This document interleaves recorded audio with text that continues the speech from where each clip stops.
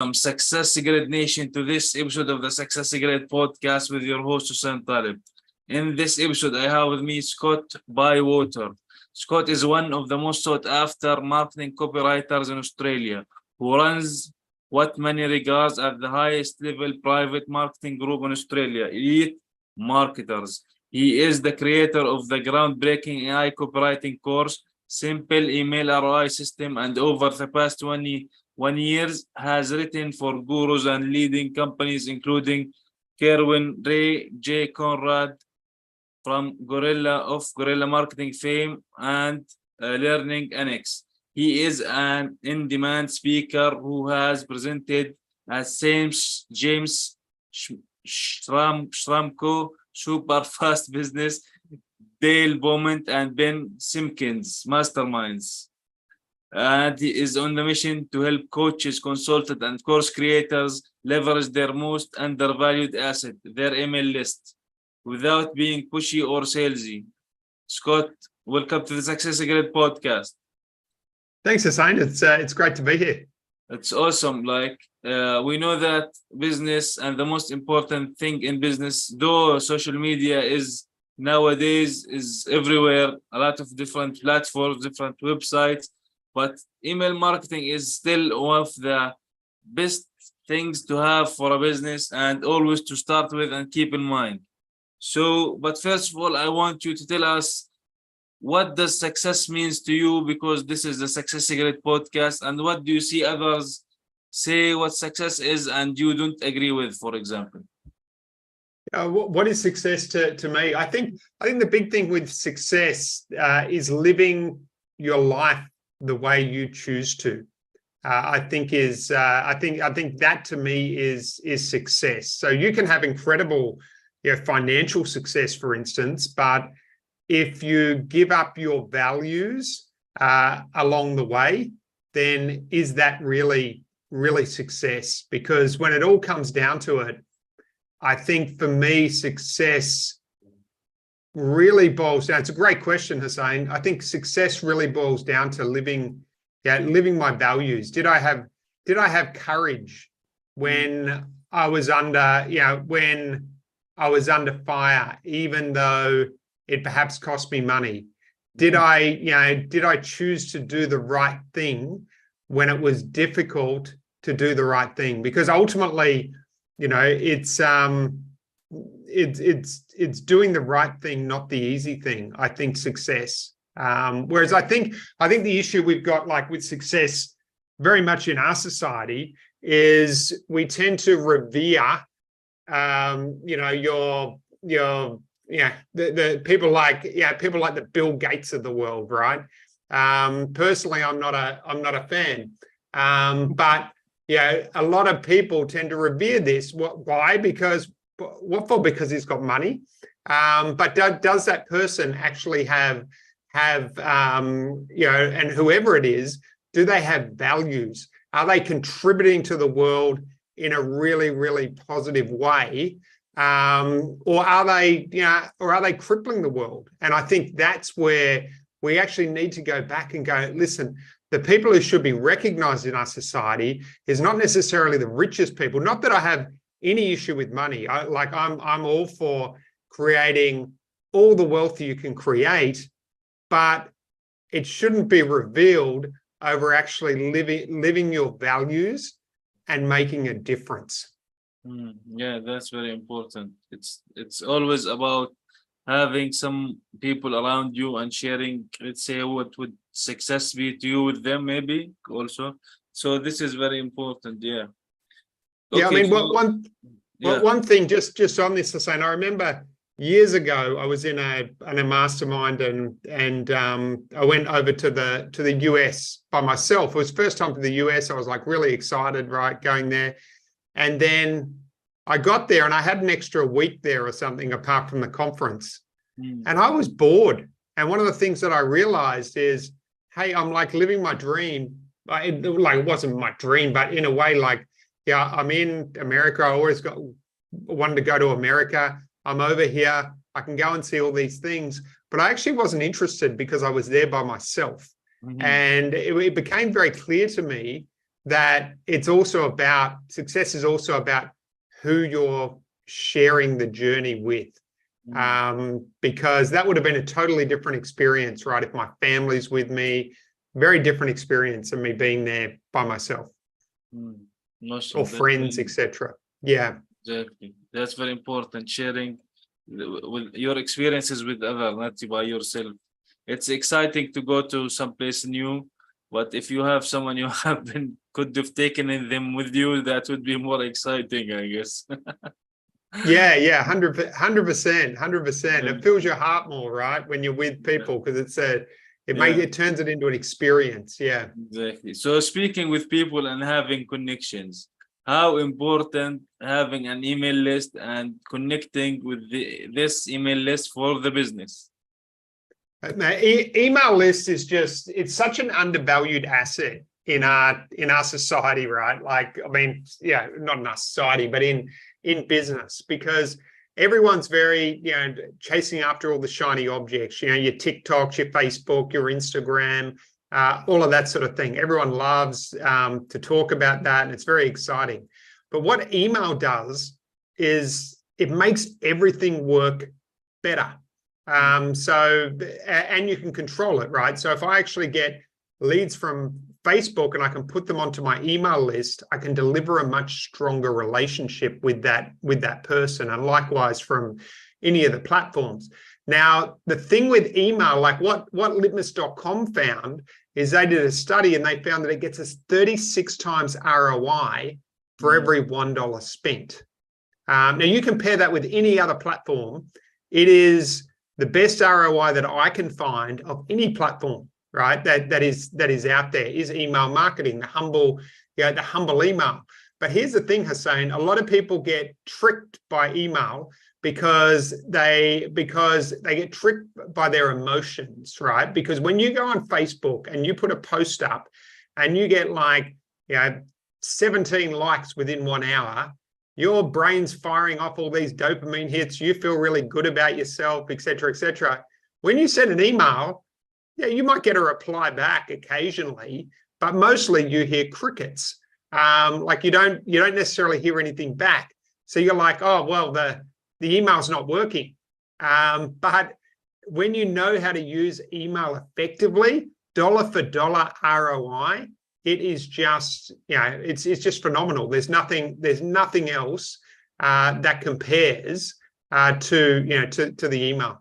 Yeah. So speaking of that, like for example, the open rates or the reply rates. So where does that start first before the subscriber, let's say, is on the email list? So does that depend on the messaging on social media or on the ad or in the blog post or in the whatever podcast or whatever? So how do we know that we are driving the right people into our like lead magnet or landing page and having the right people that will actually benefit, and we would like to and love to build a connection with them? Yeah. So in terms of the email list, like getting the right people on the email list, it's much like fishing, right? If you want to catch a game fish, you've got to go out. You've got to go out to the deep sea. You're not going to catch that offshore. So it's the same principle appeals with getting people onto our email list. We need to go where they are. So if we want to get Fortune 500 CEOs, as an example, maybe we send a postcard out to them or do a LinkedIn campaign or something like that to get them onto our email list. If our list is broader, like we're after 45-year-old men who want to lose 10 pounds, then Facebook's a great place to go to that, because it's a broader pool and we can target, by age. So that's really what it boils down to, is you just got to make sure that you're fishing in the right spots to get the target market you want to pull into your email list. That's very interesting, because this thing that you are talking about here, the right spot, that would actually what could make our email good or bad, right? Like if we are fishing in the wrong place, right? When we send certain emails to these people, they won't interact with you. Yes, well, it's all about relevance, right? So, and one of the things you can do, like let's say you've got an email list currently, you can send a survey out to your list and find out what the conversation is that's going on in their mind. And you can ask questions like, what's your biggest challenge with, let's say if it was me, it might be, what's your biggest challenge with, getting high quality leads? Or another question is, if you could ask me any two questions, what would they be? So you send those emails out to your email list, or you send those questions out to your email list. And what you'll find is then you'll see a trend in those responses, and you'll go, oh, people are really, they're confused at the moment. They don't know how to market themselves or where to market themselves. So then you can write emails that are very, very specific to their concerns and what their needs are. So if you don't know what to write about, it's very simple. Go out and ask your customers, or if perhaps your email list is small and you're not going to get a response, then go to ChatGPT and ask them, tell them about your customers, tell them about your avatar, and ask them, what are the top fears? What are the top 10 fears? What are the top 10 pains? What are the top 10 desires? What are the top 10 false beliefs? And it will guide you on exactly what to write to your target market. That's awesome. So now, speaking with that, how do we get our email list to get more sales from it, or appointments or client? Do we have to sell from the start? So for example, if someone just signs up right into our page, do we have I don't want to say the right but we do kind of, but to start selling from the first email? Or do you think that there is a better approach, which a lot of people would say, you have to nurture and take care of the client, and maybe send a lot of information or free information for a day, 2 a week, or whatever it is? So what's your prospect on how to not be that sleazy salesman, I would say? Yeah, absolutely. Because there's two mistakes people make with email, right? So they either go, I call it the scorched earth approach, where they just pitch, and it can work for a while. You can get some sales out of it, but the problem is it's you scorch the earth, so you basically render it then useless. It's like dropping a toxic bomb on the barrier reef. Yeah, you might kill some fish, but you've stopped it growing anymore, right? So, and then the same apply. I mean, on the flip side, you've got the love letters. It's I don't want to sell anything. I just want to send out quality content, and that's great. You will build some solid relationships, but if you imagine a football game, the ball is, the ball isn't going into the goals. It's sort of hovering at center half forward, and occasionally you'll get a ball in, but not as much as you would like. So the approach I follow is what's called the third way, which if you can imagine a Venn diagram, it's in the middle of those two. So you're always leading with high quality content. And I really like the strategy of then moving people in to download a report.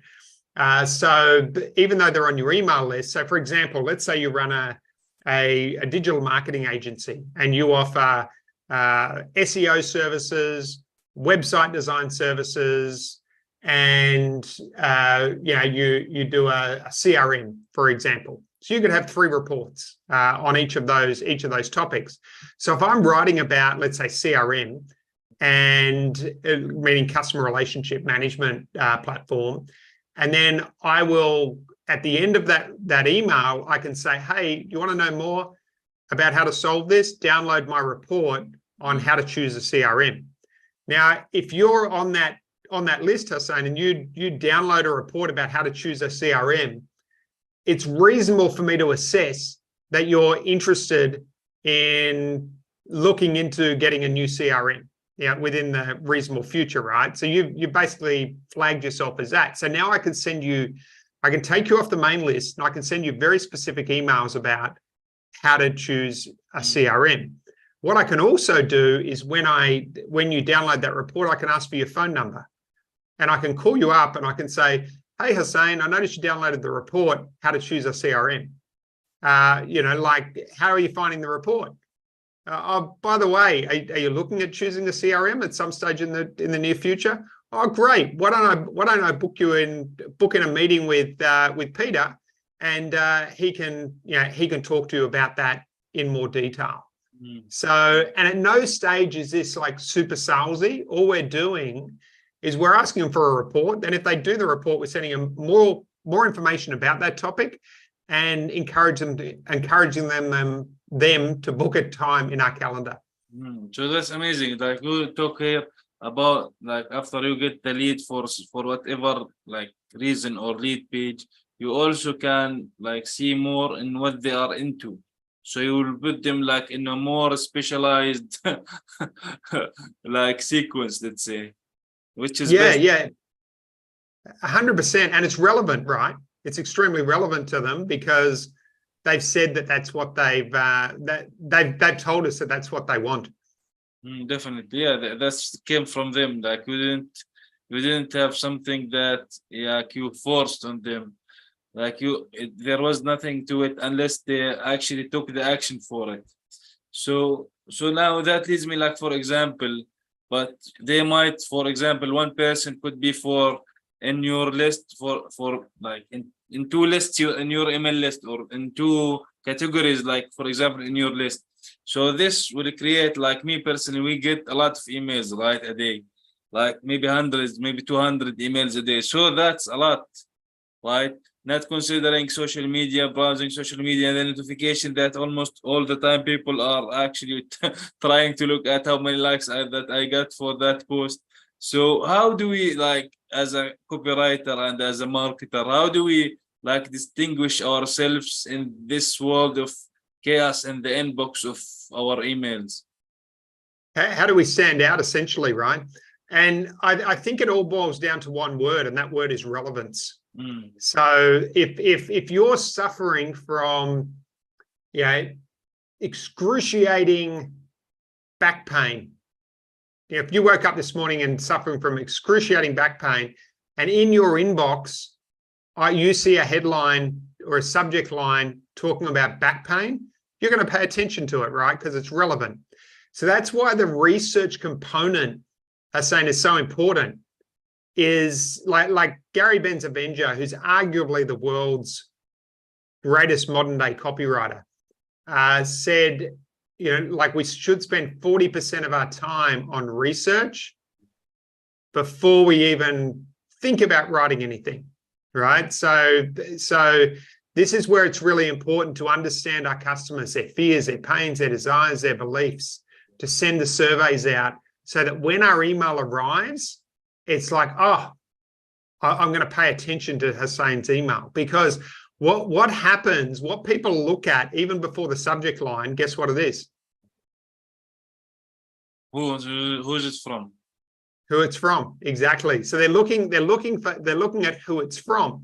Now, whether they open that is also going to depend on the last email you sent, and the email before that, and the email before that. The same as when you look at whether you're going to pick up the phone. You see the phone. What do? You look at who it's from, right? Yeah, and you go, is this something which is a priority for me right now? It's no different from email. And if I've called you up like 20 times, and just every time I call you, I'm pitching you something that you don't want, odds are you're going to ignore that phone call. But if every time I've called you, I've added value to your life in some way, odds are you're far more likely to pick up that phone call. And it's no different with email. Yeah, like it's funny that you mentioned the phone. Like I was thinking back in the day when we had the landline, like there is no, before even the what they call, I don't know what's it called, the call identifier, the caller ID, even on landlines. So like imagine that. Imagine how salespeople or saleswomen used to do that on landlines. Like they would call every minute the people who are not even interested in what they are selling. So that I'm sure that happened. Yeah. And that's why it's so much harder to get through to people on the phone these days, right? So it's I know, because when I was 17, that's how I started off. I I was, like telemarketing, selling like the hotel cards and that sort of thing. And, I don't know how that industry would be going now, just because so few people these days pick up their phone. And that's why it's so important to be relevant, because the way we buy has changed. Like, according to, like, there's this book, They Ask You Answer, and this really applies to email. Because what he found, Marcus Sheridan is the guy's name, and he found if someone had absorbed 30 or more pieces of content, their conversion rate during a sales meeting jumped from 10% to 80%.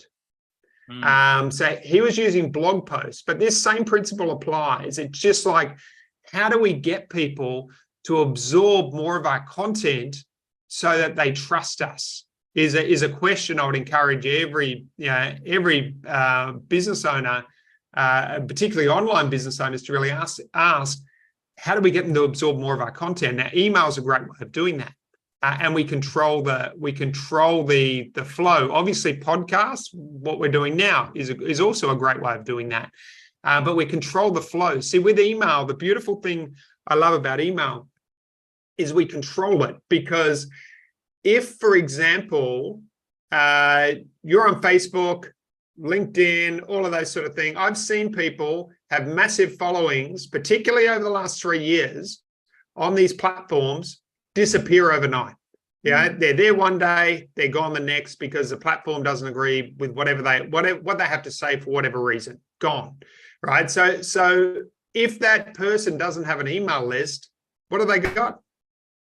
They got nothing. Exactly. They got no way of reaching out to their target market. If you've got an email list, it changes the game. All of a sudden, it doesn't. It's your best security against that, because it doesn't matter what platform it is, doesn't matter who's running it, it's not yours. You don't own it. So they make the rules, and they can kick you off there at any time, or not even kick you off, just show less of your posts. We've all seen that, like, over the years, as the algorithm has changed, you might have a massive following on Facebook, but all of a sudden, even one, you're getting 10% of the reach that you used to get. Not even 10%. I'm seeing, actually, I was looking at certain pages, like they have 10,000, 100,000. If you're talking 10%, that would mean like 5,000 or something. Like, you don't see that. You see like 5 likes, 10 likes, 20 likes, at maximum 50 likes. So that like 0.0005 maybe percent of the total likes on the page, which is really bad. I think these platforms, of course, they want anyone to reach even their own people who already like their pages by even advertising to them, because they have, like, in the advertising is like advertise to your page. So let's say even that you want to reach them again and again via advertising. So that's definitely not cost effective at all. Yeah. So the game's changed, because they want the advertising dollar, right? So they don't give as much reach. But yeah, that's where email, it's just, you own it. You can send to it. You can export it if it's in, if it's sitting in Infusionsoft or Keep, and you want to move it to Kartra or Go High Level or Active Campaign, you can do that. Like, it's actually it's an asset, and a very valuable asset. Yeah. So I want to ask you about that. Like, do you think there's a better platform for email marketing than the other? Like, you mentioned Keep, or there is like GetResponse, there's Aweber, there is like a million of these platforms or websites. Does having certain one of them or choosing certain one, does it matter, or it's all basically the same? I mean, in my experience, I think they're much of a muchness in terms of the platform for just getting emails out, right? There are things you can do to maximize your email deliverability. Like, a friend of mine, a guy by the name of Ken Wood, he's very good at that. After I work with him, my email always lands in the inbox rather than the junk file or the promo file or that sort of thing. So there are technical things you can do, which is probably more important. In terms of the platform, I think, that most of the platforms now you'll all be able to set up the automations in place. You'll be able to do the broadcast. You'll be able to tag. You'll be able to set up triggers, all of that sort of thing. It's more about the strategy, which is really key. The one thing, there's probably more fans that I've heard recently over an up and coming platform called Go High Level. Seems to be very popular at the moment. I don't personally use it because it's a hassle to swap over your CRM, as you would know. But that does seem to be getting a lot of people talking about that recently. Yeah. Okay. So speaking about the email list, the email itself, like for example, we talked about how important it is to have relevance and some kind of relationship. Like they know who the sender is, or the business is, the name of the person, or the name of the person, and also the importance of a subject line. But when we get inside of the email, do we have to make it like some kind of a short email because we want to get the click?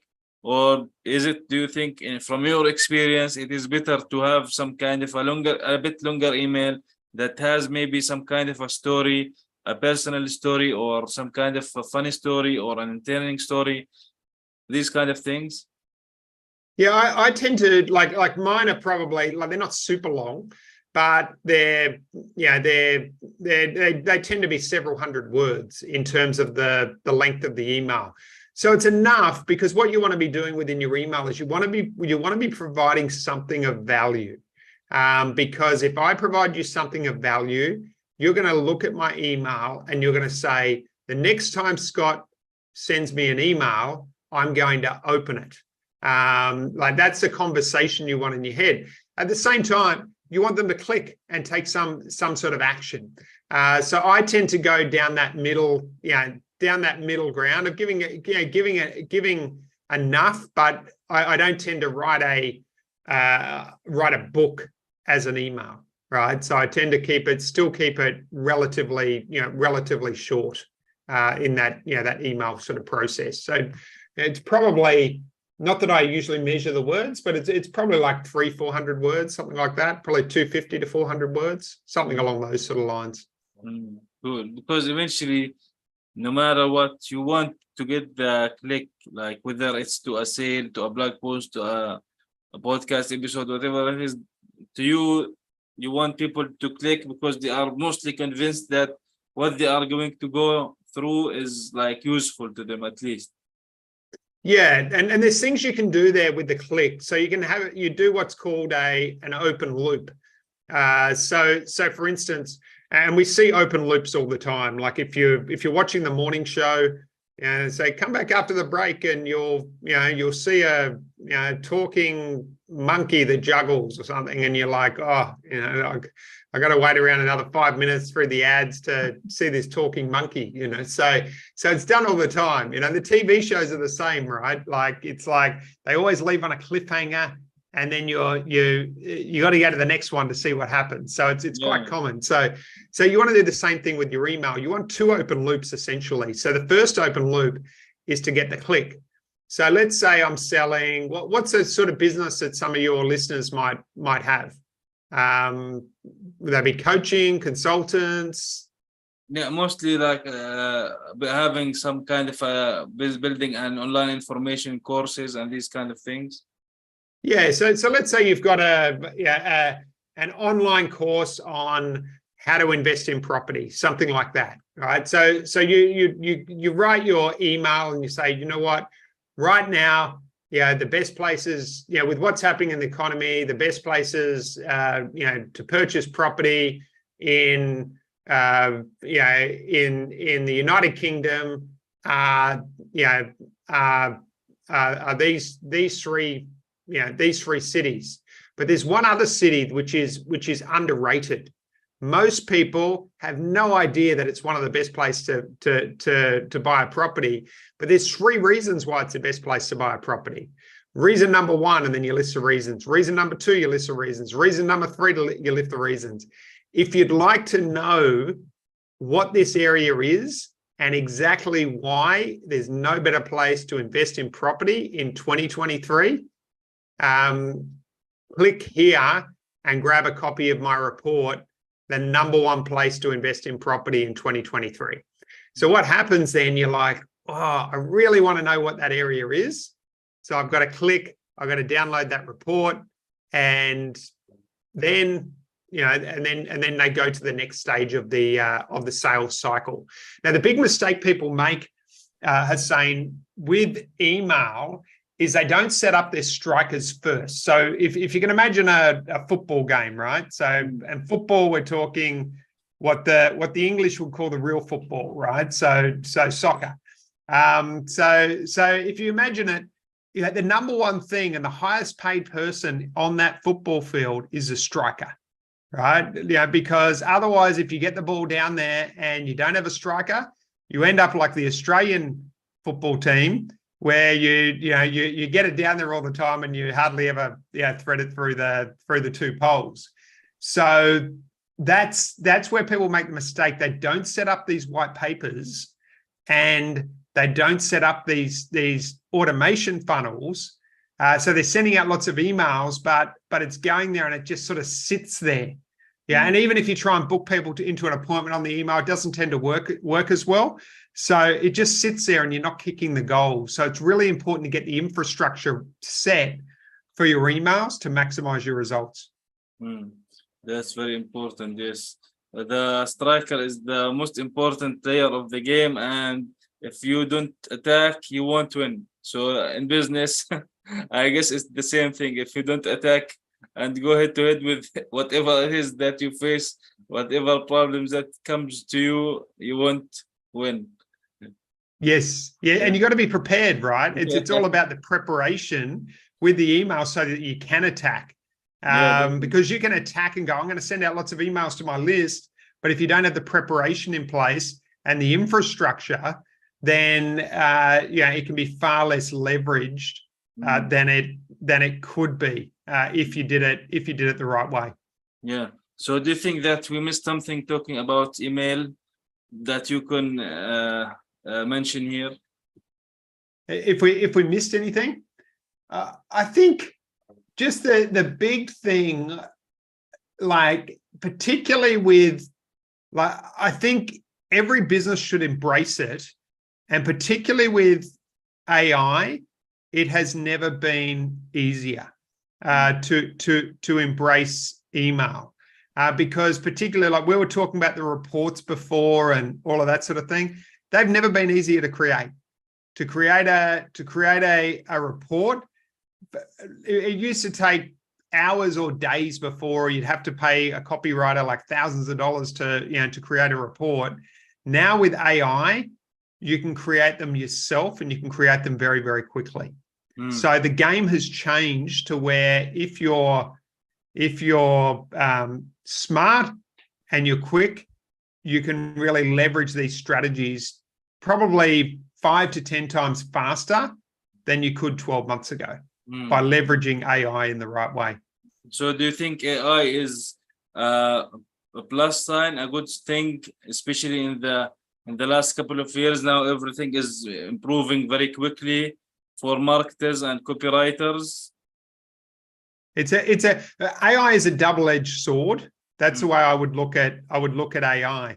Like, I personally love using it within my work because it allows me to do a better job, a faster job, by leveraging what AI can do. And I do also enjoy the fact that now I can even help smaller business owners, because, like, I was on a call with a guy earlier today, and we probably did like $5,000 of work in an hour, what I would previously charge $5,000 for in an hour. Like we weave some magic by leveraging the AI. So it allows that small business owner to really be able to work at such a level that was only possible before with the big companies. Do you know what I mean? So that's where it's super powerful. The long-term implications of AI, I don't know. They definitely Yeah, there's an excitement, but there's also a concern for, for where the AI is going, particularly if you don't trust some of the powers that be at the moment, where that AI is going to go. But either way, it's like, the way I look at AI is it's like trying to stop a runaway freight train by standing there with your hand up and trying to stop it. You're not going to be able to stop it. So you may as well jump on board and leverage it and use it for the good of your business. Yeah, definitely. Like some people will have to watch the Terminator, I think, maybe, or RoboCop, to see how machines or machine learning or AI might evolve. People have been watching these movies. Yes, yeah. I mean, it's who knows where that's going to go. But yeah, I think the disadvantage of ignoring it is you can really get left behind. And if your competitor's using it and you're not using AI, they can work at probably 3 to 5 times the speed of what you can. So all of a sudden you're sitting there with your horse and cart, and your competitor's driving a Ferrari. You're probably not going to win that race. Yeah, definitely. You have to keep up with the innovations, I would say. It's very important. Yes, exactly. So what would you say some of the tools? We talked a little bit about this, but I want to know a little bit more. What do you think some of the resources, tools, or even books that you would recommend? Yeah, so I mean, resources, we're just talking about AI. So I would say, I mean, the main thing I use with AI is ChatGPT, and that can do some incredible things. If you're into like the image side, and I will use this for blog posts and that sort of thing, is Midjourney. And if you actually put stuff in, if you ask ChatGPT to give you a prompt, you can then pull that prompt and put it into Midjourney, and it can give some pretty impressive images. So in terms of books, it depends what people are after in terms of books. But I think, anything by, I'm just thinking of the people listening, like, something like Dan Kennedy, the ultimate sales letter, is a great, simple book which talks about the foundational principles of copywriting, which still apply today. And even with all this ChatGPT and that, I think it's even more important to understand the foundations of your craft, because I can make magic happen with ChatGPT because I understand the foundations. I understand who the experts are. I understand the models. I can bring it across, and I can work at a rapid speed. Like with Midjourney, which we were talking about before. So Midjourney is incredibly, Midjourney is incredibly powerful as like an image tool. But if you're an artist and you understand all the different great photographers, the cartoonists, the great artists of all time, how light works, all that sort of thing, you could make absolute magic happen with Midjourney to a level that I can't, because I don't have that background and those skills. Awesome. Well, Scott, where can people get in touch with you and learn more about you? Yeah, no, absolutely. So, I mean, my main website is Copywriting That Sells. So it's www.copywritingthatsells.com.au. If you do want to get your hands on I've got some AI cheat sheets, which some of your listeners might find interesting.